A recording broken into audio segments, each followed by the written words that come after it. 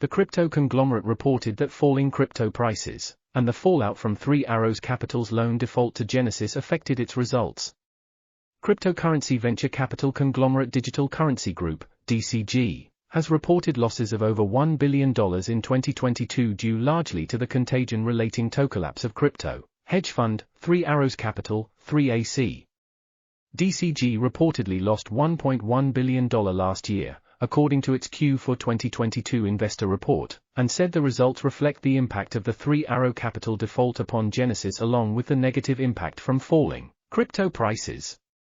Genesis is the lending arm of DCG. The firm filed for Chapter 11 bankruptcy in late January. Genesis is 3AC's largest creditor as the company loaned the now bankrupt hedge fund $2.36 billion. 3AC filed for bankruptcy in July 2022. DCG's fourth quarter losses came to $24 million while revenues came in at $143 million. Full year 2022 revenues for DCG came in at $719 million. The firm held total assets of $5.3 billion with cash and liquid holdings of $262 million, and investments such as shares in its Grayscale trusts amounted to $670 million. The remaining assets were held by divisions of its asset management subsidiary Grayscale and DCG's Bitcoin, BTC, mining business Foundry Digital.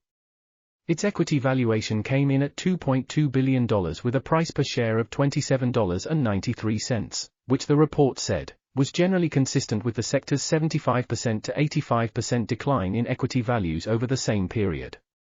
It's a significant decline from just over a year ago, when DCG declared on November 1, 2021, that its valuation was more than $10 billion following the sale of $700 million worth of shares to companies like Alphabet Incorporated, Google's parent company. However, the company said it hit a milestone with the restructuring of Genesis.